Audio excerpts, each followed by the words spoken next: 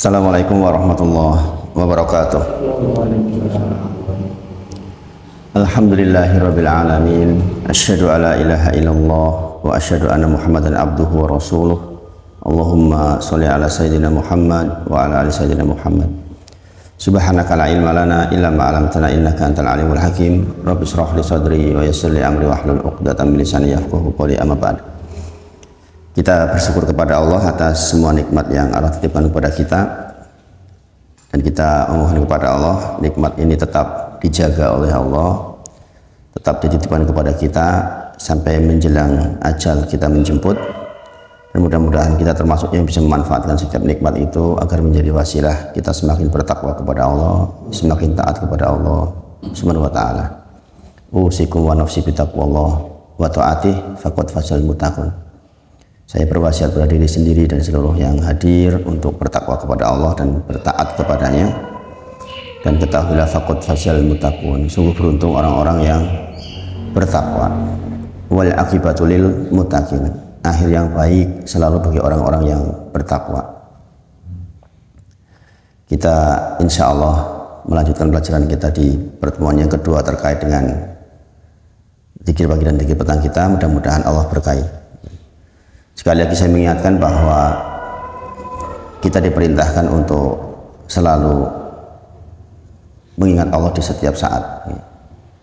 Inna fi khalqis samawati wal ardi wa ikhtilafil laili wan nahari la ayatin li ulil albab. Sesungguhnya dalam penciptaan langit dan bumi itu dan bergantinya siang dan malam, seperti sekarang ini kan proses bergantinya siang dan malam, proses pertukaran antara malaikat malam dan malaikat siang itu sekarang ini sedang terjadi. Jadi kalau kita bisa melihat sebenarnya ada pergantian disaksikan oleh para malaikat. La ayat, ini adalah tanda-tanda kebesaran Allah. Bagi siapa? Li ulil albab. Untuk ulil albab. Orang-orang yang berpikir, orang-orang yang menggunakan akalnya, orang-orang yang selalu mengingat Allah. Siapa ulil albab? Diteruskan, la ayati li ulil albab. Alladziina, yaitu orang-orang yang alladziina yadhkurunallaha qiyaman wa qu'udan wa 'ala junubihim, adalah orang-orang yang selalu zikrullah.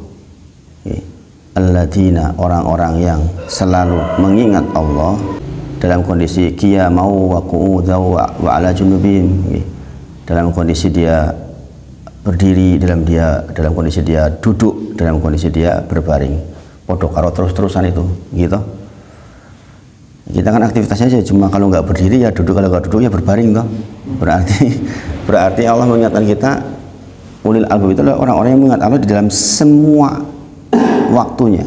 Di dalam semua waktunya. Ingat loh, ini penting sekali ini. Ini kalau kita nggak belajar kan nggak tahu, dikiranya zikir itu hanya waktu-waktu tertentu saja.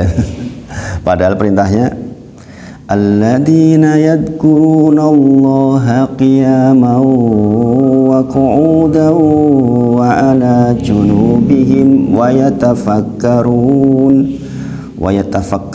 Dia tuh memikirkan tentang apa yang Allah ciptakan ini, termasuk memikirkan kok siang bisa berganti kemudian menjadi malam, malam menjadi siang.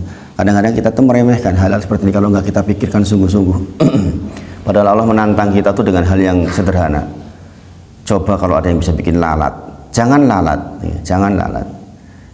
Selaput putih yang ada di kurma itu, kan kurma ada selaput putihnya itu. Coba kalian bisa bikin atau tidak? Jangan lagi kok yang bernyawa, yang bergerak. Bikin itu aja nggak bisa manusia itu. Maka ini berlaku bagi orang-orang yang ulil albab, yaitu dia mengingat Allah di dalam setiap waktunya. Dia melihat malam, ingat Allah. Melihat siang, ingat Allah. Pergantian siang malam, ingat Allah. Melihat anak kita ngomong, ingat Allah. Melihat anak kita baca Quran, ingat Allah. Melihat anak kita lari, ingat Allah. Melihat mata anak kita sehat, ingat Allah. Kan gitu harusnya.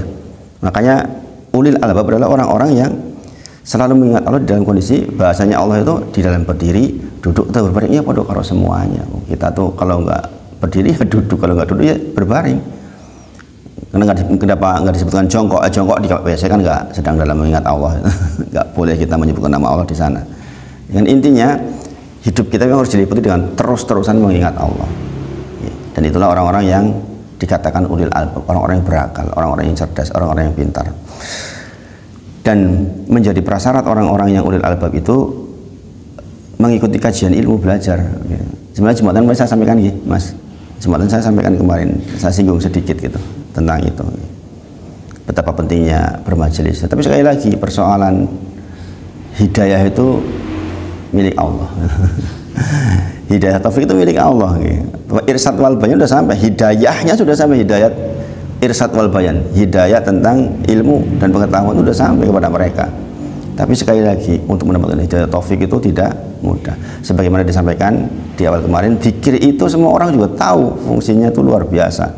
Tetapi yang mau melakukan zikir itu sedikit ya. Beruntunglah orang-orang yang mau. Insya Allah akan mendapatkan sebagaimana yang sudah kita bahas minggu lalu ya, bahwa kita akan mendapatkan 6 hal diantaranya ya. Masih ingat toh? Akan dapat apa saja kemarin? Zikir kita menghasilkan apa saja? Banyak toh ya? Ada, kemarin saya sebutkan 6. Masih ingat nggak? Ada apa aja kemarin? Ya, terdiri dari dosa lisan, kemudian apa lagi? Memantapkan akidah nomor 3 itu kalau nggak salah. Dijauhkan dari bala. Apalagi? Iya, diingat oleh Allah, sabar di dalam ujian, mendapatkan ketenangan. Nah itu kita sudah pelajari. Tapi sekali lagi orang yang mau zikir itu ya sedikit. Dari sedikit itu lebih sedikit lagi yang paham maknanya. Saudara-saudara kita banyak yang zikir tapi nggak paham gitu, nggak paham apa yang diucapkan, nggak paham maknanya. Padahal kita sudah bahas, hanyalah seseorang mendapatkan keutamaan zikir ketika dia paham makna dan kandungannya. Termasuk juga sholat kita. Sholat kita itu cara kita mengingat Allah, cara kita menghadap Allah, dan menjadi ukuran kebaikan kita di dunia maupun di akhirat. Sebagaimana saya pernah sampaikan, lil abdi baina yadaillahi mauqifun. Kemudian mauqifun baina yadaihi fi shalah wa mauqifun baina yadaihi ya maliqaihi. Pertemuan kita dengan Allah itu terjadi 2 kali, yaitu ketika di dunia dalam sholat, dalam zikir-zikir kita dalam sholat kita. Kemudian misalnya pernah ditanyakan.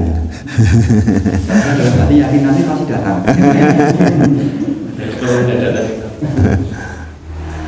Padahal Pak Supri sampaikan kayaknya ngantuk habis ronda. Kemudian faman kama bihaqil mauqifil awal hawana alaihil mauqifil akhir. Barang siapa yang pertemuan pertamanya dengan Allah baik, maka pertemuan keduanya menjadi mudah. Coba bayangkan ini kondisi ini. Saya kadang-kadang mikir ini bagi orang-orang yang berpikir itu sebenarnya sudah cukup untuk membuat kita tuh khusyuk. Ya khusyuk seluruhnya, khusyuk dalam sholat, khusyuk dalam zikir, khusyuk dalam pekerjaan. Karena kita pekerjaan ini untuk Allah kan. Kita ya apapun pekerjaan kita lah, pokoknya ini pekerjaan bukan untuk siapa, untuk Allah. Itu kan lebih lebih khusyuk insya Allah. Dan kita lebih ridho terhadap apapun yang kita buat. Kita sadar Bapak Ibu Saudara, Bapak-bapak Saudara, bahwa kita tuh hidup diliputi dengan berbagai macam masalah. Dan memang seperti itu. Normalnya memang hidup diliputi dengan berbagai macam masalah. Ya, baik yang berat maupun yang ringan. Kadang-kadang sampai masalah yang berat banget, rasanya sudah peteng banget, kayaknya sudah nggak ada solusi gitu. Ya, saat itu benar-benar kita mendekat kepada Allah. Orang-orang yang beruntung, orang-orang yang pada situasi seperti itu pun dia ingat Allah total. Dan saya kira setiap kita pernah mengalami gitu. Pak Supri kemarin cerita ketika mau melahirkan seperti itu, saya juga pernah mengalami yang rasanya sudah nggak ada lagi sandaran kecuali Allah saja. Kadang-kadang kan kita masih bersandar dengan harta kita, masih cukup itu insya Allah. Rumah sakit ya itu masih cukup lah untuk bayar rumah sakit. Ada kalanya di mana kita sudah dengan apa gitu. Rasanya sulit gitu. Maka kita bersandar kepada Allah. Tidak sekalipun kita bersandar kepada makhluknya Allah. Ini yang sedang kami latih di keluarga. Kami itu melatih di keluarga itu meskipun anak-anak sudah di pondok gitu. Melatih tidak pernah bersandar kepada pondok, mengharap kepada pondok itu enggak. Karena saya khawatir keliru gitu. bersandar kepada lembaga, kita menganggap lembaga itu bagus, itu jangan dilakukan. Dan ini dipesankan oleh ustadz-ustadznya juga, oleh mudir-mudirnya, jangan pernah merasa menitipkan di pondok, gitu. Nitipnya ke Allah, itu diingetin terus itu. Karena kita tuh hanya manusia biasa yang juga nggak bisa hanya bisa memberikan irsyad wal bayan saja. Ke anak-anak kan kita hanya memberikan ilmunya saja. Persoalan taufik menjadi anaknya rapi, rajin itu tetap doa orang tua, gitu. Pesannya gitu. Walaupun sudah hafal 30 juz gitu, tetap masalah akhlak itu doa orang tua. Itu selalu itu mudirnya ke kita, ke walinya. Kita diingatkan terus gitu. Masya Allah, dan itu betul itu. Betul. Banyak orang-orang yang merasa bahwa dia di lembaga yang mahal sehingga dia berpikir, oh sudah mesti bagus. Itu enggak ada jaminan sama sekali. Enggak ada jaminan sama sekali. Maka ini benar-benar besar ini, apa namanya itu, pelajaran yang kita ambil. Nah, kembali ke masalah zikrullah, berarti masalah ingat Allah. Ya, sekali lagi perintahnya adalah ulil albab adalah orang-orang yang alladzina yadhkurunallaha qiyaman wa qu'udan wa 'ala junubihim. Berarti perlu karo kabeh waktunya kita, seluruh kehidupan kita hanya mengingat Allah. Ini penting nggak di bagian ini? Penting ya? Penting. Ini banyak orang nggak sadar nih. Baca ayat itu tapi nggak sadar itu. Lah jebulnya orang ngatik ya nunggu ya berbaring. Lah ya manusia itu cuma begitu hidupnya gitu. Memang ada aktivitas lain. Enggak ada, aktivitasnya cuma itu. Berarti seluruh kehidupan kita adalah mengingat Allah. Mudah-mudahan dengan ini kita husnul khotimah. Mudah-mudahan yang kita mintakan selalu.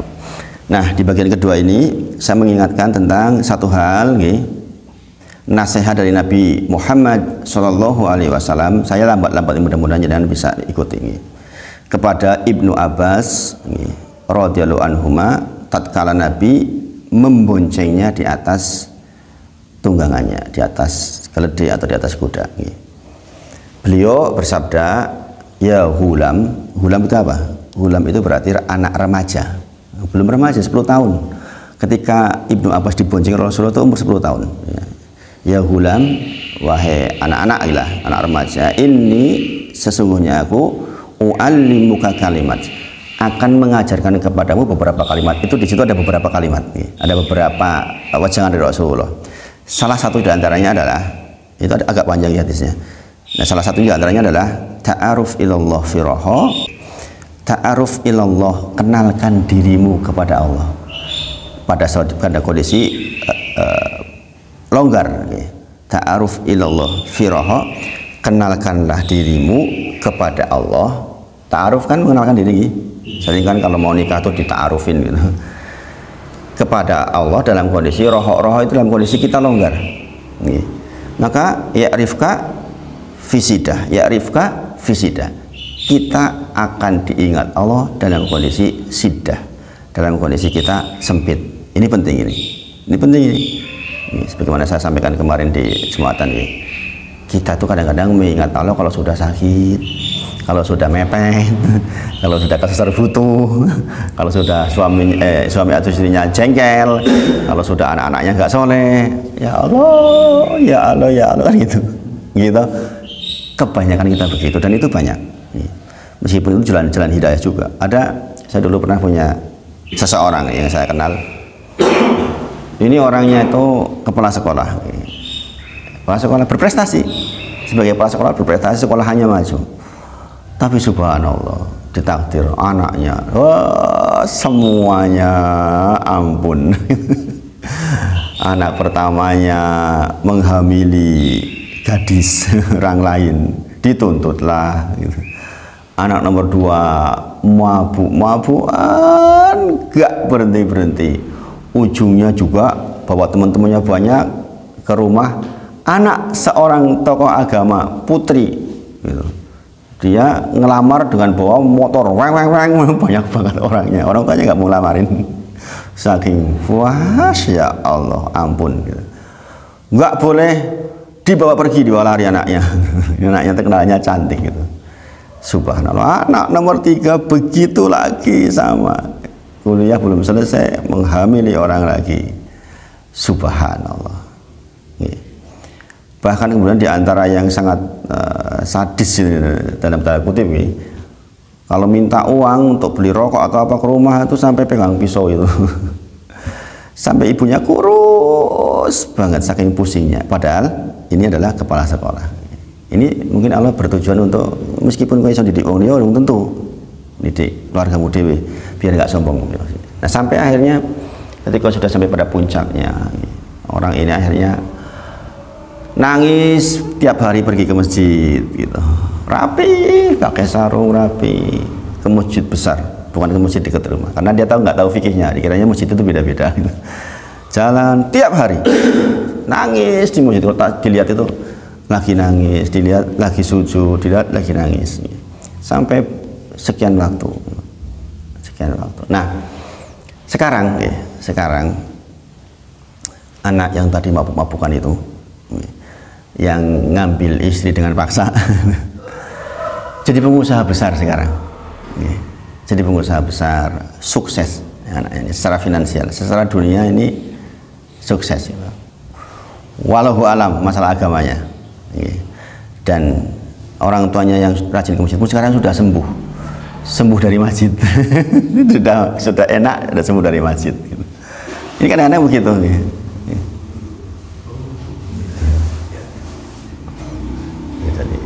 Jadi kadang-kadang begitu. Maka Rasulullah itu perintahnya ingat ini penting sekali, penting banget ini. Tolong bagian ini dipegangi betul. Tentang ta'aruf ilallah firoho, ingatlah Allah justru dalam kondisi kita longgar. Maka ya rifka fisiddah, Allah akan ingat kita ketika kita sempit. Jangan sampai kita sempit dulu baru ingat Allah maksudnya. Ini penting banget ini. Dalam kondisi kita waktunya longgar, malah zikir. Dalam kondisi kita uangnya banyak, malah zikir, malah ingat Allah. Ingat Allah bentuknya dengan harta, ya kita sedekah sebanyak-banyaknya. Jangan sampai kita punya kelonggaran malahan dieman-eman. Nanti ketika kita sempit, Allah nggak tolong kita.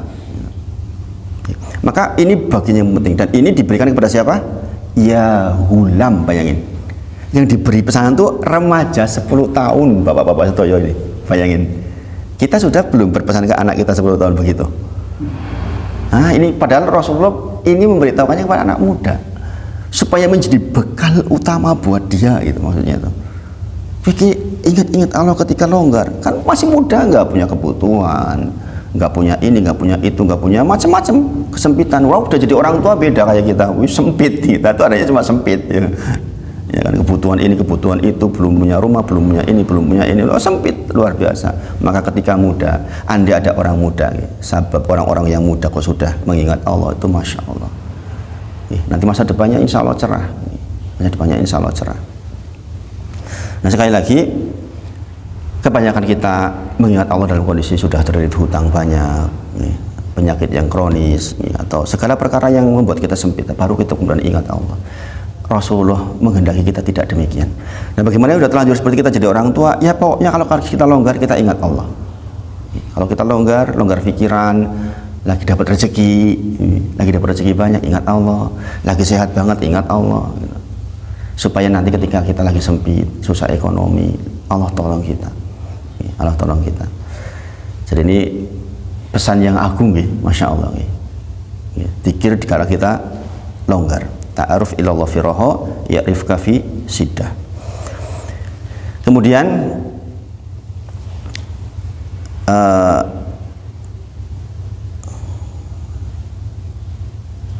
maksud dari ta'aruf ilallah firoho ini maksudnya gini, bahwa Allah mengingat kita dalam semua keadaan itu, iya. Kan kita sudah belajar kemarin, Allah itu punya ma'iyah am sama ma'iyah khosoh. Ma'iyah itu dipakai oleh siapa itu? Ma'iyahan. Ma'iyah itu artinya bersama, kebersamaan. Ma'iyah am, kebersamaan kita dengan Allah secara umum, yaitu Allah meliputi setiap makhluknya dengan ilmu, dengan penglihatannya, dengan pendengarannya. Allah tuh lihat kita, siapa orang mabuk juga dilihat oleh Allah. Yang dimaksud di sini adalah kita mengenal Allah dalam kondisi longgar, maksudnya supaya kita mendapatkan ma'iyatu khosoh, yaitu kebersamaan Allah yang khusus, yaitu kebersamaan Allah bersama orang-orang yang baik, orang-orang yang ia cintai. Jadi bentuk kecintaan Allah kepada orang-orang yang justru dalam kondisi longgar kita ingat Allah. Dan di antara kisah terbaik untuk contoh dari pesan ini adalah kisahnya Nabi Yunus alaihissalam.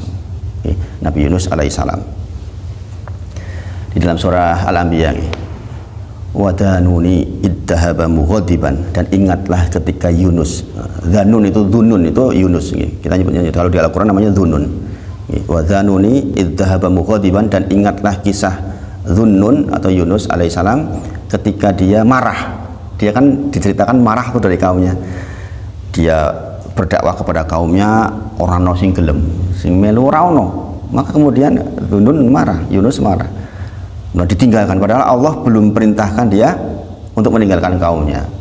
Kita tahu gini, nanti ujung ceritanya adalah semua kaumnya sudah beriman ketika dia keluar dari lambung ikan, ya kan, sudah beriman semua ternyata, tanpa dia loh, tanpa dia.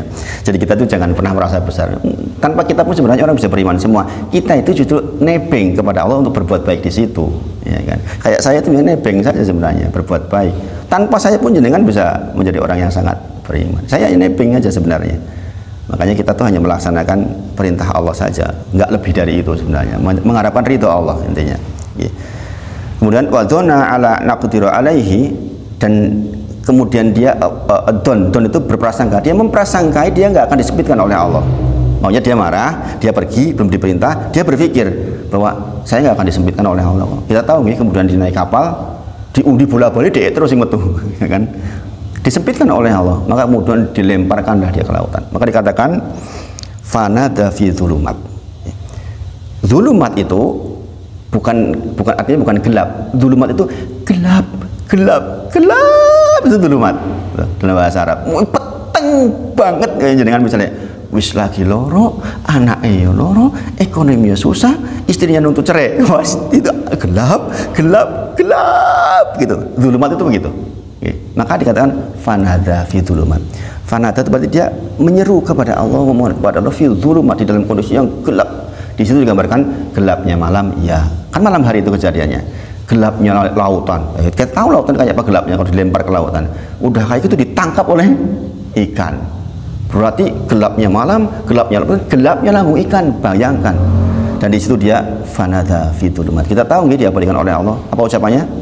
La ilaha illa anta subhanaka inni kuntu minadz zalimin. Maka kalau kita lagi gelap petang, ucapkan la ilaha illa anta subhanaka inni kuntu minadz zalimin. Pun saya pun begitu. Saya pernah mengalami beberapa kegelapan susah yang lewat batas. Di antaranya yang fisik itu keluar gigi geram. Ini berminggu-minggu ini dulu nih, sampai saya nangis itu, subhanallah, sakitnya, masya Allah, subhanallah. Jadi katanya beruntung orang-orang yang agak merongos sedikit, karena kalau yang merongos sedikit gigi gerahamnya tumbuh tuh nggak sakit karena rahangnya panjang gitu. Saya nggak tahu terjadi sama jenengan atau tidak. Banyak di antara orang yang termasuk saya yang alami sakit banget, tumbuh gigi geraham terakhir itu. Sakitnya. Itu ucapan la ilaha illa anta subhanaka, itu berulang kali itu. Pada kasus Fatimah, saya juga banyak mengucapkan la ilaha illa anta subhanaka inni kuntu sambil mengingat-ingat kisahnya Yunus alaihissalam, sambil mengingat pesannya Rasulullah itu. Nah, di situ disebutkan di dalam tafsirnya, mengapa ucapan la ilaha illa anta, tidak ada zat yang diibadahi dengan benar kecuali Engkau ya Allah, subhanaka, maha suci Engkau ya Allah, ini sesungguhnya ini kuntu minadz zalimin, sesungguhnya aku termasuk orang-orang yang zalim.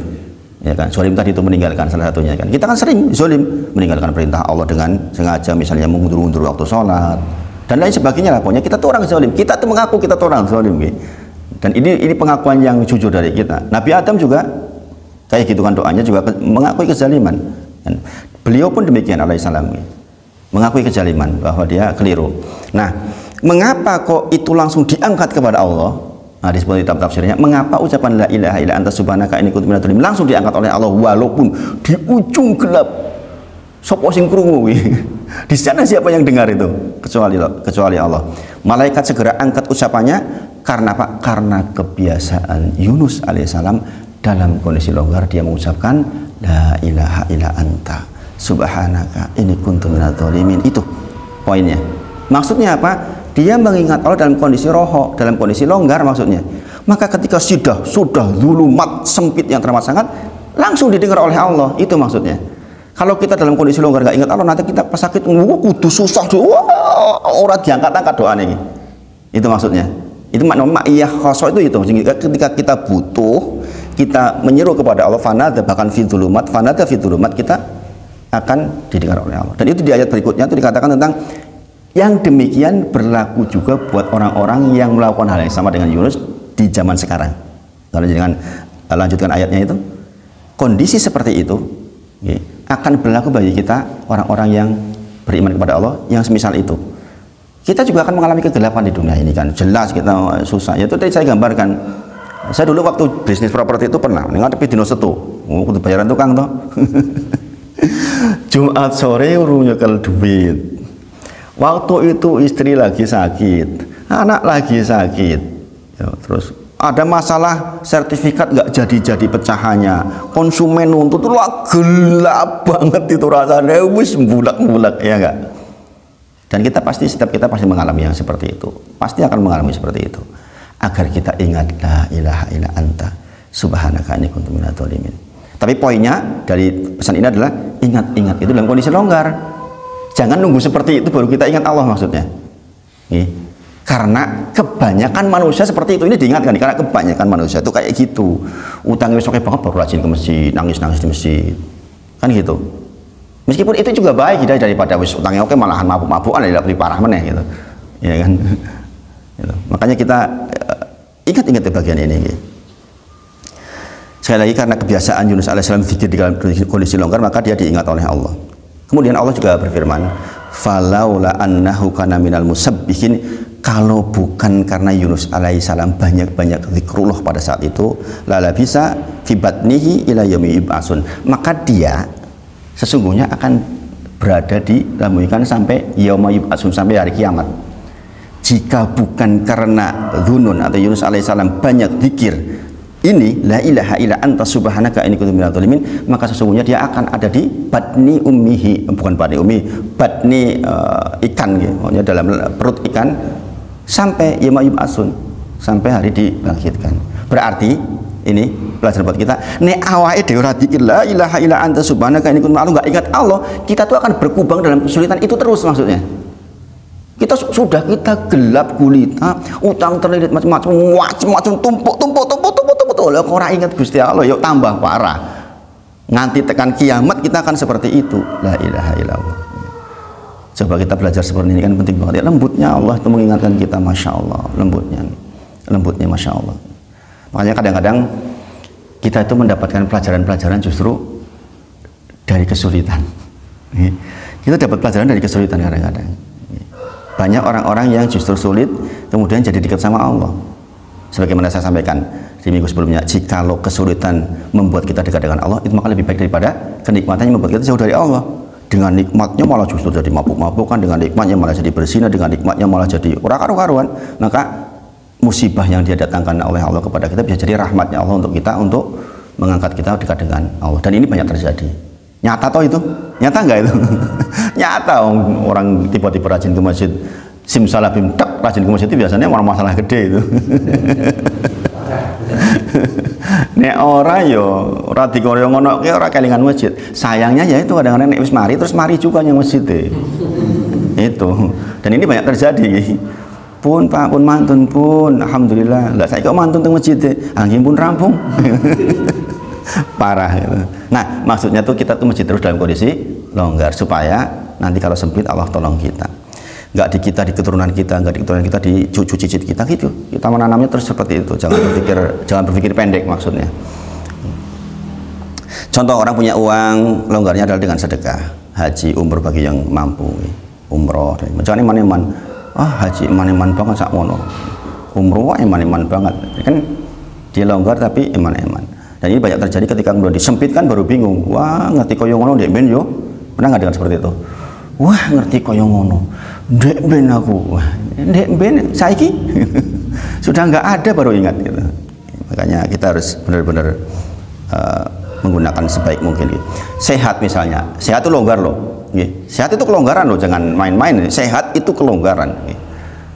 Saya sampaikan berulang kali ini, nikmatani makmulun fihi ma katsirun minan nas, dua nikmat yang selalu menipu manusia, al faraq wal sihat. Waktu luang dan kesehatan. Maka kesehatan itu adalah keluangan. Maka jika lo sehat, bangun malam, sholat tahajud, sholat duha, banyakin sholatnya. Imam Ahmad sehat 300, tidak sehat 100. Nah, kita sehat 11, tidak sehat minimal telu. Gitu. Masya Allah. Diberi sehat, berarti diberi longgar toh itu, gunakan. Jangan sudah sakit baru tolong sujud, alasan aku rapat ngadeg, aku loro. Lalu ini pas sehat kemana saja. Nah ini, maka mudah-mudahan kita dengan seperti ini bisa cari muka kita kepada Allah. Jadi pesan ini agar kita tuh cari muka kepada Allah dalam kondisi, justru dalam kondisi longgar. Kita cari muka dalam kondisi longgar, masya Allah. Kemudian sebaliknya, kejadian yang menjadi contoh sebaliknya, contohnya Yunus itulah contohnya Fir'aun. Fir'aun itu kurang longgar, bagaimana 3/4 dunia jadi miliknya dia loh. Kita tahu kekuasaan Fir'aun itu 3/4 dunia. Sehat banget Fir'aun itu, sehat banget. Dedegnya kan dikenal bagus, besar, mantap gitu kan. Fir'aun, coba kekayaannya kurang sugih opo Fir'aun, ya kan? Longgarnya luar biasa. Apa yang terjadi? Dia justru malah berkhianat kepada Allah. Dia tidak mengingat Allah. Ini masya Allah. Saya kadang-kadang kalau melihat kisah yang dipertemukan seperti ini tuh menakjubkan. Allah tuh mengabarkan kepada kita. Hatta idza adraqahul huruqu qala, sampai kemudian ketika Fir'aun hampir sampai ke tenggorokan nyawanya gitu. Dia mengatakan apa? Dia mengatakan amantu annahu la ilaha illalladzi amanat bihi banu Israil. Pada kalau kita mengucapkan asyhadu alla ilaha illallah wa asyhadu anna Musa rasulullah, gitulah kira-kira. Kapan itu? Ketika sudah gini, mau tenggelam. Baru dia ngomong seperti itu. Wa ana minal muslimin, dan saya termasuk golongan orang-orang muslimin, kata dia. Maka di dalam tafsirnya, tafsir Ibnu Katsir dan beberapa tafsir yang lain dikatakan Jibril masuk ke dasar lautan mengambil pasir, dimasukkan kepada Fir'aun, itu mulutnya Fir'aun. Kenapa? Khawatir diampuni, karena Allah itu Maha Pengampun. Khawatir Fir'aun dirahmati oleh Allah Subhanahu wa taala, maka Jibril enggak rito. Mati ini. Itu. Coba bayangkan. Malaikat pun enggak rito. Dibantu untuk supaya tidak dirahmati. Saking ketika longgar itu jahatnya luar biasa. Dan itulah manusia.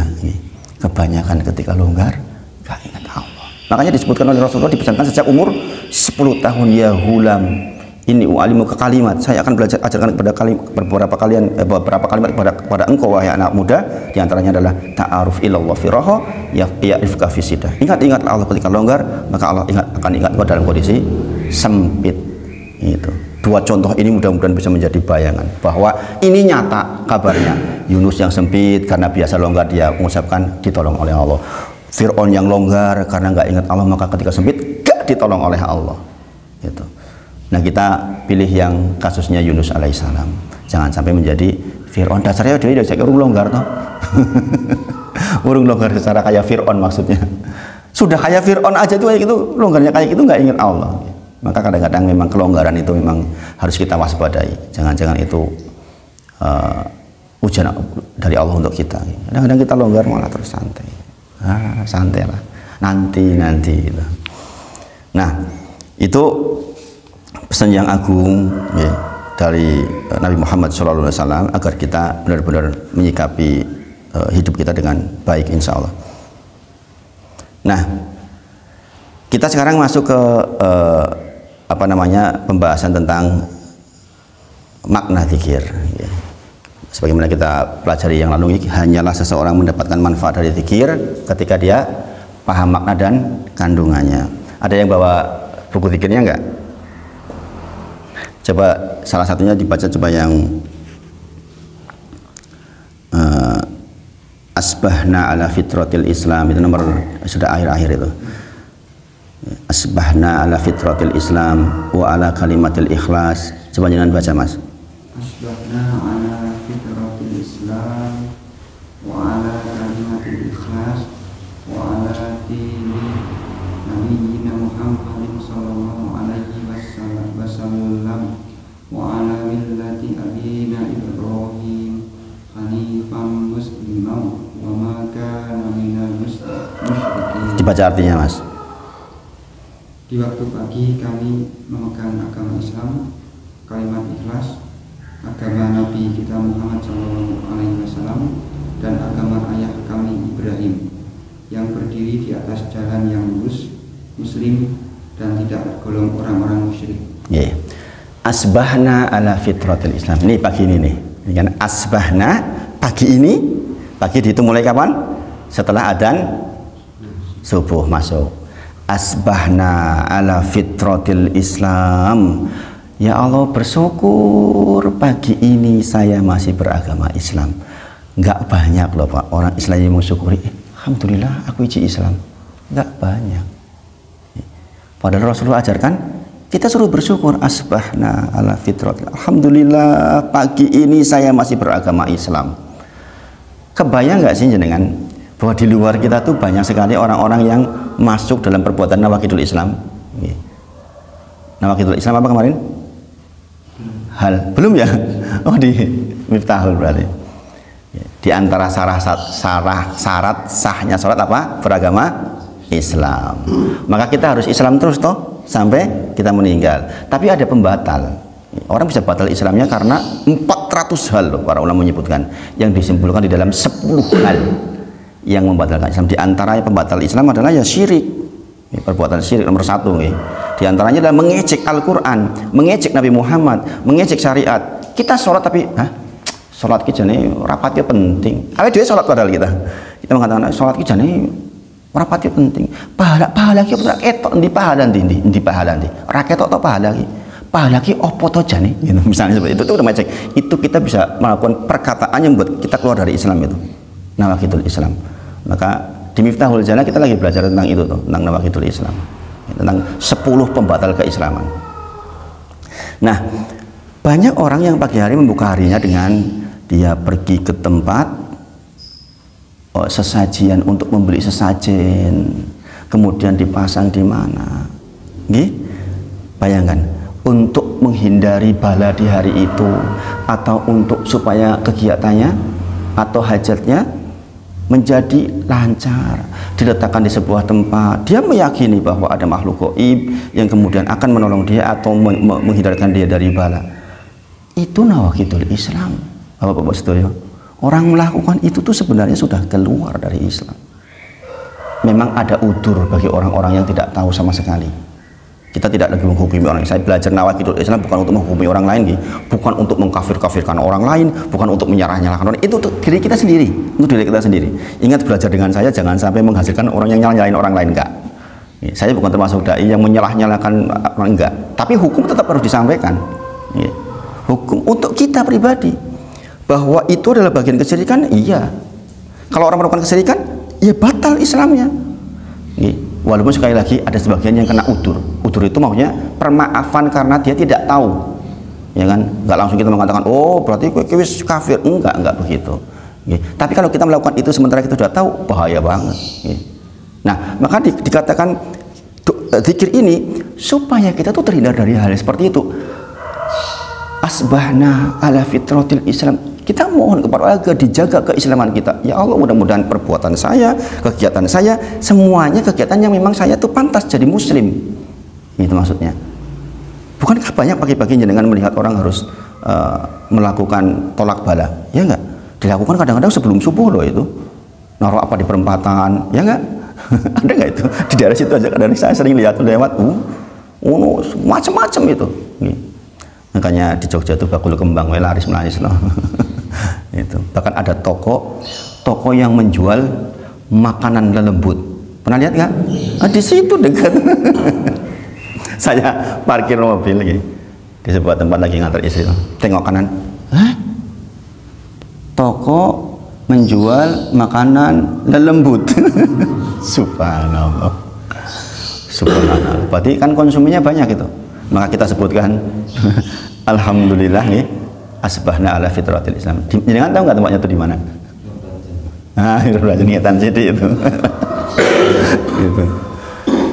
Subhanallah. Kita bersyukur asbahna ala fitratil Islam. Kita pikir asbahna ala fitratil Islam sambil nginget-inget tuh maknanya tuh.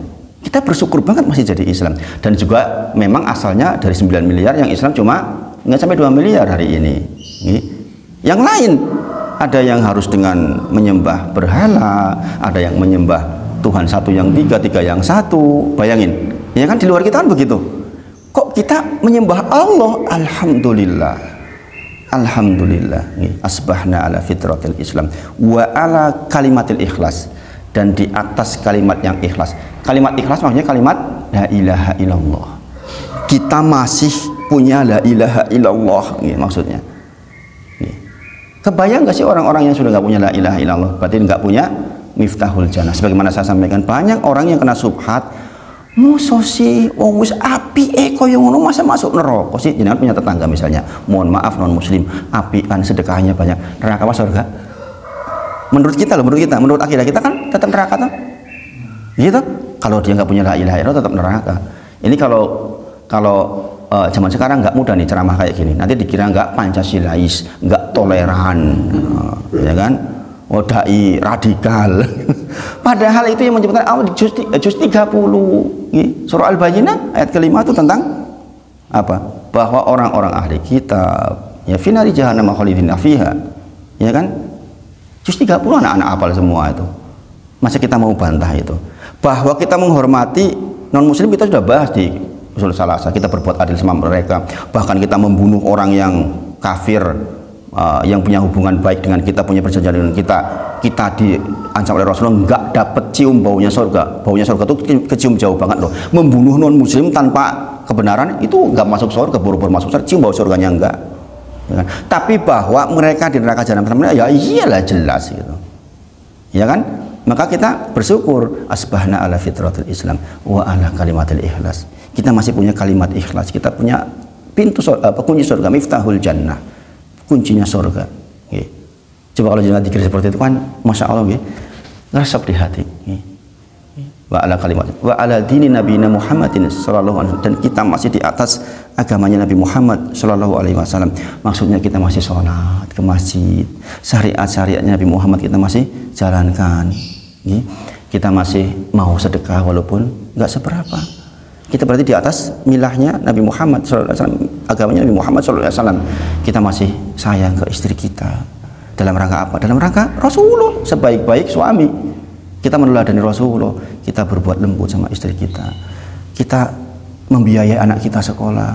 Ya, itu kewajiban kita. Di antara nafkah terbaik adalah nafkah untuk keluarga. Bayangin. Maka kita bersyukur kepada Allah. Wa ala dini Nabi Muhammadin sallallahu alaihi wasallam, kita masih berada di atas agamanya Nabi Muhammad sallallahu alaihi wasallam, dan itu harus kita syukuri banget itu. Kita bersyukur masih dibimbing oleh Allah. Kok kita masih begini ya, alhamdulillah, enggak unjurang-unjurangan ora karu-karuan. Bahkan ternyata orang-orang yang longgar malah ora karu-karuan. Ya kan, dalam sidang-sidang yang terjadi sekarang itu kan katanya istrinya enggak satu kan, hidupnya di mana. Bayangin. Enggak karu-karuan.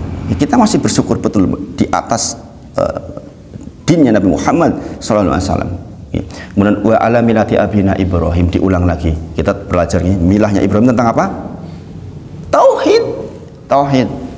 Wa ala milati abina Ibrahim, dan aku bersyukur ya Allah, saya masih di atas milahnya Ibrahim. Berarti kita mentauhidkan Allah, menyembah hanya kepada Allah, meminta hanya kepada Allah, bertawakal hanya kepada Allah, berharap kepada Allah, menangis hanya kepada Allah, berkeluh kesah hanya kepada Allah, memohon hanya kepada Allah.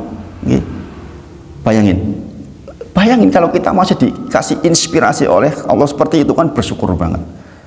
Wa ala milati abina Ibrahim. Kemudian yang terakhir, dan dia Ibrahim bukan termasuk orang-orang yang musyrik. Berarti kita juga mudah-mudahan bukan termasuk orang-orang yang melakukan kemusyrikan. Itu menyembah kepada selain Allah, meminta kepada selain Allah, menyembelih untuk selain Allah. Na'udzubillahi min dzalik. Mudah-mudahan kita dijaga oleh Allah. Nah, itu kalau kita sadar itu, masya Allah. Zikir dengan resapan seperti itu, masya Allah. Rasulullah bersabda, kulu mauludin yuladu alal fitrah. Sesungguhnya setiap orang itu lahir dalam kondisi fitrah. Fitrahnya menyembah Allah sebenarnya. Kalau dengan lihat di Al-Quran beberapa redaksi, diantaranya kita sudah Tanya oleh Allah, bukankah aku adalah Robmu? Kita menjawab, qalu bala syahidna. Iya, saya bersaksi bahwa engkau adalah Rob saya dulu ketika kita masih di dalam perut kita nggak kerasa. Maka diingatkan dengan ayat ini, dulu tuh kamu pernah ditanya begitu oleh Allah, dan kita menjawab qalu bala ya iya betul, saya bersaksi, iya betul engkau adalah Rob saya. Kita tuh sudah pernah ditanya seperti itu. Maka setiap kita lahir itu sesungguhnya setiap orang yang lahir itu fitrahnya adalah Islam, berserah diri kepada Allah. Kemudian dikatakan fa'abawahu, orang tuanya lah yang buat dia menjadikan yuhawidani au yunasironi au yumajusani, yang membuat dia jadi Yahudi, Nasrani atau Majusi. Makanya kita bersyukur punya orang tua Muslim. Lebih jauh lagi kita bersyukur dulu PKI ditumpas. Kalau enggak bisa jadi kita jadi orang ateis, bapak-bapak sedoyo. Saya kalau mengingat itu dia jadi berdoa, berulang-ulang saya sampaikan. Saya kepada pahlawan-pahlawan yang memperjuangkan Islam itu ya harus hormat betul kita. Berdoa betul untuk mereka. Jangan ego hanya dari sini. Kita kalau bukan karena mereka dulu ditakdir oleh Allah ditumpas, gimana coba? Orang-orang kampung kayak mbah saya, ibu saya itu mau manut toh. Nek di situ keadaannya seperti itu ya mungkin jadi ateis lah. Mbah saya itu dulu pengusaha babi. Dulu nggak tahu, jadi punya peternakan babi di samping rumah dulu itu. Nggak dimakan, dijual aja. Karena tahunya kayak gitu boleh gitu. Bayangin mbah dari ibu saya seperti itu.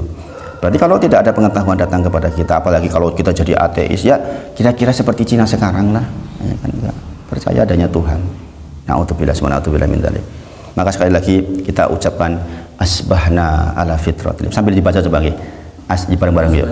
Asbahna ala fitratil Islam wa ala kalimatil ikhlas wa ala dini nabina Muhammadin sallallahu alaihi wasallam wa ala milati abina Ibrahim hanifah muslimah wa makana minal musyrikin.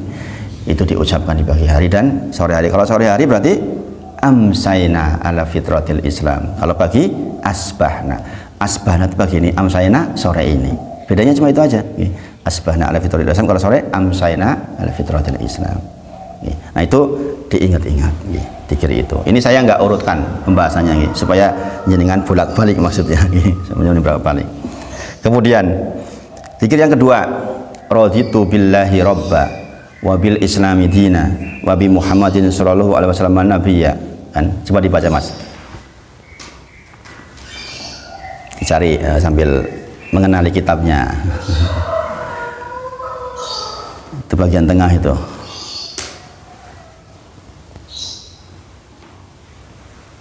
Monggo Mas dibaca Mas. Raditu billahi robba wa bil islami dina wa bi Muhammadin sallallahu alaihi wasallam nabiyya. Artinya dibaca. Aku ridho Allah sebagai roh, Islam sebagai agama, dan Muhammad sallallahu alaihi wasallam sebagai nabi yang diutus oleh Allah.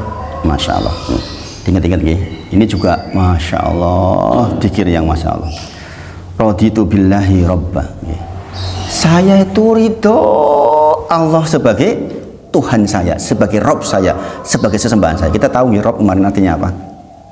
Saya ridho bahwa Allah itu yang menciptakan saya, yang ngurusin saya, yang kasih rezeki saya. Kita mengakui betul dan kita ridho. Arti ridho, arti itu para ulama menyebutkan. Ini kan misalkan raditu billahi robba, saya ridho Allah sebagai Tuhan saya.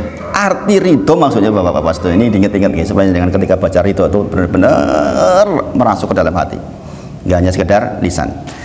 Ridho para ulama menyebutkan artinya kita itu qanaah, merasa cukup, merasa puas, tidak perlu lagi yang lain. Itu artinya ridho itu. Jadi kan tuh qanaah berarti saya nompok betul hati ini, ya Allah itu ya Rob saya, Tuhan saya itu, dan merasa puas, merasa cukup Tuhan saya itu Allah saja, puas aku nih Rob saya itu hanya Allah. Kemudian gak cari yang lain. Kalau orang sudah ridho itu ya gak mikir-mikir lagi nyari yang lain, nyari sandaran kepada selain Allah. Kadang-kadang orang kurang yakin, saya harus pasang ini itu supaya saya selamat. Itu kan berarti dia nggak ridho Robnya Allah. Sangat dipahami sampai di sini nih. Jadi nggak hanya sekedar ucapan raditu billahi, saya ridho Allah, itu maksudnya itu kita tuh udah cukup, merasa puas, nggak butuh, nggak cari yang lain, saya pokoknya udah ridho, itu gitu artinya. Kalau jenengan pondok, saya ridho dengan jenengan, udah, berarti kita percaya betul sama yang bersangkutan, itu ridho. Saya percaya betul, saya puas kalau yang ngurusi saya itu Allah, yang kasih rezeki saya itu Allah, gitu maksudnya tuh. Bahwa yang memiliki saya itu Allah, sehingga saya nggak butuh bantuan selain Allah, nggak ada urusan dengan kudunya boleh iki lho, nek pengen jadi selamat, nggak butuh itu, nggak butuh sama sekali. Engkau nek orang masang iki rezekimu ora lancar lho, itu nggak butuh yang seperti itu. Sebagaimana saya sampaikan dulu, ternyata di Jogja banyak kan warung-warung yang harus pakai ini, pakai itu, pakai penglaris ini itu. Berarti dia merasa tidak ridho kepada Allah, nggak ridho kalau Allah itu bisa lakukan itu maksudnya. Sehingga butuh bantuan yang lain, sehingga dia pasang segala sesuatu untuk cari selain Allah untuk nolongin dia. Berarti dia kalaupun dia mengucapkan rodi itu bila itu bohongan atau nggak paham. Coba kalau kita ngerti itu artinya tuh, kita ngomong rodi itu bila itu, ya Allah, saya ridho, saya tuh cukup puas dengan engkau, saya tuh Robnya engkau aja, nggak butuh yang lain, saya nggak cari yang lain, pokoknya engkau aja. Saya berserah diri sama engkau saja, saya minta rezeki lagi sama engkau saja, ya Allah, tolong kasih solusinya rezekinya, kan gitu ya kan. Anak saya lagi susah ini, ruwet, ya Allah, anak ini ya milikmu, ya saya, engkau yang mengurusi, saya pasrah, saya puas kalau engkau yang ngurusi, ya Allah, saya nggak cari yang lain, saya nggak cari bantuan yang lain untuk ngurusi anak saya. Bayangin tuh, itu namanya raditu billahi robba. Kita tuh ridho banget Allah tuh sebagai Rob saya. Itulah, ya Allah, gentes ini namanya. Saya kadang-kadang kalau baca sendirian kayak gitu, saya berbesmili sendiri karena merasa iya ya, saya nggak mampu apa-apa. Maka saya hanya berserah kepada Allah saja. Saya ridho, ya Allah, yang urusi saya itu engkau aja lah, saya nggak maulah cari yang lain ribet-ribet. Dan ini diperingatkan oleh Rasulullah kepada para sahabat ketika Umar bin Khattab radhiyallahu anhu membaca potongan dari Taurat Suhuf Musa, kitabnya Musa alaihissalam, kan masih tersisa di zamannya Rasulullah itu ada yang dia baca-baca, maka Rasulullah marah. Yang dimarahi siapa? Umar bin Khattab radhiyallahu anhu. Kata Rasulullah, amutahawikuna anta ya Abnal Khattab, opo ora cukup agama iki nggo kowe yo Abnal Khattab. Opo ora cukup iki? Apa enggak cukup itu? Kalau agama ini, Allah ini untuk kamu, kok kowe golek liyane, ini kira-kira gitu. Gitu.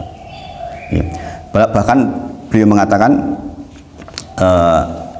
laukana musahayan, seandainya Musaha masih hidup, dia juga ikut syariatku, kata Rasulullah. Masya Allah. Jadi memang ini kata-kata ridho itu ya nggak cari yang lain, nggak cari yang lain. Bener-bener kita tuh ridho dengan ucapan kita itu. Raditu billahi robba wa bil islami dina. Maka kita itu ya ridho bahwa Islam agama kita, nggak ada urusan dengan agama-agama selain Islam. Kita golek-golek hidayah dari agama lain ngapain gitu. Kalau orang ahli perbandingan agama boleh lah saya katakan. Kalau kita mempelajari kitab Injil, kita, untuk apa? Untuk apa? Al-Quran urung rampung. Al-Quran urung rampung, kita moco-moco kitab-kitab yang lain. Al-Quran urung rampung, koran dilahap tiap hari. Coba bayangin, Al-Quran urung rampung, kita moco YouTube pendak dino, bayangin. Menunjukkan kita tuh nggak ridho tuh dengan kitabnya Allah Subhanahu wa taala. Ada satu ayat yang sering saya bacakan di pengimaman, dan ini sering membuat saya itu tergugah hatinya, ya, terkait dengan ini, terkait bahwa saya itu ridho, Rob saya itu Allah, memahami ini maunya. Raditu billahi robba. Di antaranya adalah, kalau dengan beberapa kali ikut jumatan saya sering baca ini. Kul innani hadani rabbi ila siratim mustaqimin dinan qiyaman millata Ibrahim hanifa wa ma kana minal musyrikin. Pernah dengar itu sama saya? Saya kalau kadang-kadang itu rasanya gerintes gitu. Itu artinya apa sih? Katakanlah, sesungguhnya aku telah ditunjuki oleh Allah kepada jalan yang siratal mustaqim, jalan yang lurus, yaitu agama yang benar, ya, agama Ibrahim, ya, milata Ibrahim hanifa wa ma kana minal musyrikin. Dia Ibrahim bukan termasuk orang-orang yang berbuat syirik. Saya bersyukur ya Allah. Itu perintah dari Allah. Kul, katakan. Kul innani hadani rabbi. Katakan, saya itu sudah ditunjuki oleh Allah agama yang lurus. Islam, kita tuh udah Islam. Jangan terpengaruh terhadap yang lain. Agama-agama lain itu banyak animis dinamis, terutama kalau di Indonesia yang tantangannya paling besar. Kalau Kristen, Yahudi ya jelas gitu. Agama-agama animisme, dinamisme itu loh yang mengganggu kebanyakan masyarakat. Gini bang, kepercayaan yang aneh-aneh itu loh. Itu kan sebenarnya agama tersendiri, sebenarnya cuma nggak disebut sebagai agama saja, ya enggak? Ya kan, makanya disini kan kul innani hadani rabbi ila sirati mustaqim. Coba katakan, kalau kita lagi dirayu supaya kayak gitu maksudnya. Begini mbok melu kita adat iki masang iki to nek kowe pengen sukses ki yo ngene iki. Katakan kul innani hadani rabbi ila sirati mustaqim. Itu Allah yang perintahkan ke kita itu. Makanya sering saya bacakan gitu. Kemudian ayat berikutnya apa? Qul innani hadani rabbi ila siratim mustaqimin dinan qiyaman millata Ibrahim hanifa wa ma kana minal musyrikin.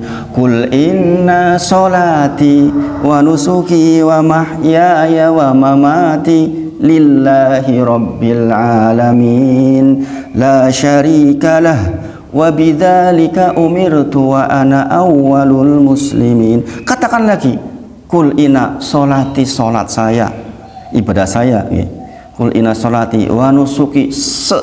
Nusuk itu apa? Sembelihan. Kul inna solati wa nusuki wa mahyaya wa mamati, hidup dan mati saya lillahi rabbil alamin, untuk Allah Rabb semesta alam. Surah Al-An'am ayat ke mulai 161 itu. Bayangin tuh, dengan kita mengatakan kita adalah orang-orang muslim. Nah, di bagian lanjutan ayatnya diantaranya adalah Qul aghairallahi abghi rabban wa huwa rabbu kulli syai' wa la taksibu kullu nafsin illa 'alaiha wa la taziru waziratu wizra ukhra. Itu apa artinya itu? Qul aghairallahi abghi rabban wa huwa. Apakah engkau masih cari Rob yang lain, sementara Rob yang kita sembah itu Rob kullu syai', Robnya segala sesuatu. Lah kok awake ini sing goleki meneh gitu, istilahnya gitu. Qul aghairallahi abghi rabban wa huwa rabbu wa huwa dialah rabbu rabb kulli syai', segala sesuatu. Apa kowe golek rob lain sementara engkau tahu bahwa Allahmu itu adalah rob segala sesuatu, berarti semuanya tunduk patuh kepada dia. Lah kok kita masih aneh-aneh cari? Berarti makhluk halus itu pun pasti tunduk kepada Allah. Yang kau anggap sebagai sesembahan itu, yang kau minta tolong itu, Robnya juga Allah gitu. Lah kok tidak cara kita golek-golek gitu, bahasanya gitu, masya Allah. Makanya saya kalau baca ayat ini kadang-kadang suka merbesmili sendiri. Saya sering gitu, kalau baca ayat ini kadang-kadang di pengimaman kadang-kadang nggak kuat, suka menangis sendiri gitu. Karena Allah tuh bahasanya tuh ya Allah, lembutnya. Kowe iki kepiye to kok iki golek-golek liyane. Loh, saya itu loh Robnya segala sesuatu. Segala sesuatu berarti apapun itu yang dianggap punya kemampuan, pohon yang dianggap punya kemampuan, keris yang dianggap punya kemampuan, yang harus kamu sesajiin, harus kamu mandiin, itu kamu rawat, itu semua Robnya juga Allah. Yang itu adalah Rob yang sudah kamu sembah sekarang, milikmu, apa Robmu. Lah kok kita repot-repot cari yang lain? Coba ayat-ayat Allah itu kalau kita telusuri, ya Allah. Maka tadabbur Quran itu penting banget, Bapak-bapak sekalian. Mentadaburi Quran hari-hari kita lewati dengan tadabbur Quran. Dibaca sedikit-sedikit artinya. Sekarang enak loh, YouTube juga ada tuh itu yang Alhamdulillahi Rabbil Alamin, diartikan segala puji bagi Allah Rabb semesta alam. Mending dengar itu daripada dengar yang lain, ya kan? Ada tuh itu rekamannya, itu sekarang sudah ada. Saking canggihnya zaman sekarang kayak gitu aja ada loh, per ayat, bayangin. Jangan kebayang nggak yang bikin itu rajinnya kayak apa? Mesti ingin banget pahala tuh itu. Wong yang kayak gitu tuh nggak dapat iklan. Iklan dia nggak mungkin dibayar itu, nggak bisa. Wong ada apa namanya copyrightnya. Al-Quran loh itu diartikan satu persatu itu, masya Allah. Saya kadang-kadang mikir Saya doakan, ya Allah, mudah-mudahan yang buat kayak ini dapat rahmat-Mu, ya Allah, karena saya mendapatkan manfaat dari itu. Di rumah kening saya yang sering setel itu. Kadang-kadang orang kalau dengar artinya tuh, ternyata kayak gini artinya ya, masya Allah, kan gitu. Iya nggak? 6.000 ayat lebih, bayangin, masya Allah. Jadi kita ridho Allah sebagai kata itu apa artinya tadi? Kita qanaah, merasa terima, kemudian merasa cukup, merasa puas. Berarti konsekuensinya nggak cari yang lain. Demikian juga Islam, kita ridho agama Islam sebagai agama kita, maka kita nggak cari yang lain. Demikian juga kita mengatakan ridho Nabi Muhammad sebagai Nabi kita, berarti kita nggak cari Nabi lain. Kadang-kadang kan ya sebagian saudara kita mengatakan Nabi kita tuh kalah dengan nabinya mereka, katanya, ya kan? Nabimu punya bapak ibu, nabiku yang sekaligus sebagai Tuhanku itu nggak punya bapak, ya kan? Punya ibu toh, berarti lebih hebat nabi saya dong, lebih besar, ya nggak? Pernah dengar seperti itu? Ya kan, pernah dengar seperti itu. Tidak dijawab, oh Nabi Adam lebih gede, lebih canggih, orang di bapak ibu, ya kan? Bayangin. Nah ini kita dipandu oleh Allah itu, masya Allah, tentang segala sesuatu ini. Jadi zikir-zikir itu yang kita ucapkan, raditu billahi robba wa bil islami wa bi Muhammadin sallallahu alaihi wasallam, itu kita benar-benar resapi. Nah,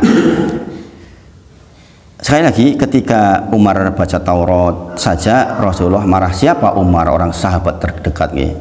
Laukana musahayan mawasi'ahu ila tibai. Kalau Musa masih hidup, dia juga pasti ikut saya. Nanti Nabi Isa turun di akhir zaman, Bapak-bapak sedaya. Nabi Isa kan turun di akhir zaman untuk menegakkan lagi bahwa dia bukan Tuhan, dan dia tetap ikut syariatnya Nabi Muhammad sallallahu alaihi wasallam. Enggak bawa syariat baru, bukan nabi baru. Bukan nabi baru. Dia memang ditugaskan untuk membunuh Dajjal di antaranya. Ketika dia turun pertama kali, waktu sholat subuh kalau gak keliru, maka kemudian yang jadi imam siapa? Imam Mahdi, bukan dia. Ini satu-satunya nabi yang diimami oleh bukan Nabi Isa. Menunjukkan bahwa di zaman akhir nanti Nabi Isa datang bukan sebagai nabi, tetap ikut syariatnya Nabi Muhammad Shallallahu Alaihi Wasallam. Maka Nabi Muhammad adalah khotimul anbiya, penutup para nabi. Maka dikatakan, ada kalimat dari Rasulullah yang sangat menakjubkan, dzaqatu amal iman, seseorang akan merasakan nikmatnya iman. Kapan itu terjadi? Man radiya billahi robba, ketika dia ridho Allah sebagai Robnya, dia akan merasakan nikmatnya iman, nikmatnya amal, nikmatnya sedekah, nikmatnya bersuami istri, nikmatnya ngopeni anak. Ketika pertama syaratnya adalah radiya billahi robba, dia ridho Allah sebagai Robnya, wabil islami dina, wabi Muhammadin sallallahu alaihi wasallam nabiyya. Orang itu akan merasakan nikmat itu ketika ridho tuh mendapatkan kepada ketiga hal itu. Nanti dia akan merasakan nikmatnya, akan dibimbing oleh Allah. Nah, Bapak-bapak saudara, ini penting ini. Tadi arti ridho adalah kita puas kepada Allah, merasa puas kan dengan Allah. Maka al jaza min jinsil amal, rumusnya. Pahala itu sesuai dengan amalnya. Barang siapa yang merasa puas dengan Allah sebagai Robnya, nanti di hari kiamat Allah mewajibkan dirinya untuk membuat kita puas. Bayangin tuh, dahsyat gak? Kalau kita puas nih, kita udah puas, ya Allah saya puas, gak cari yang lain, engkau Rob saya, maka Allah mewajibkan dirinya untuk membuat kita puas di akhirat kelak. Masya Allah, janji Allah untuk kita loh. Kalau kita puas Allah sebagai Rob kita sekarang, maka nanti di akhirat Allah janjikan kita akan dibuat puas oleh Allah. Kurang apa tuh coba yang berjanji Rob kita, coba. Masya Allah. Di hari kiamat kita pasti dibuat puas oleh Allah. Jadi tatkala dia qanaah, tidak perlu yang lain, maka Allah akan bantu kita. Tatkala dia puas dengan Allah, maka Allah akan puaskan kita. Ketika kita ridho kepada Allah, maka Allah juga ridho kepada kita. Dan ganjarannya tentu saja lebih besar. Jadi sekali lagi, sama-sama mengucapkan raditu billahi. Anak-anak itu di TPG raditu billahi robba wa bil islami dina wa bi Muhammadin sallallahu alaihi wasallam, sama-sama mengucapkan. Tapi ketahuilah, antara yang sudah belajar ayat tadi dengan yang hanya mengucapkan beda. Oh, sekarang saya tahu arti ridho, kan beda. Oh, berarti ketika ridho saya qanaah, puas, gak cari yang lain, saya benar-benar puas, kan beda. Maka dikatakan dua orang salat di belakang imam, sama-sama gerakannya seperti tidak ada bedanya, tapi pahalanya di sisi Allah seperti bumi dan langit, jauh banget. Maksudnya seperti ini, maksudnya antara orang yang paham dengan apa yang diucapkan dengan yang tidak. Maka kemarin Jumatan juga saya singgung sedikit itu, meskipun ya namanya Jumatan sebentar, mungkin sebagian nggak konsentrasi, tapi ya saya berusaha sampaikan. Mudah-mudahan diterima dengan baik. Nah itu yang dibahas pagi ini, sudah bahas 2 aja ternyata panjang banget gitu. Masya Allah. Tapi insya Allah mudah-mudahan manfaat. Nanti di minggu-minggu berikutnya kita bahas satu persatu supaya dengan pikirnya berkualitas. Kita akhir dengan kafaratul majlis.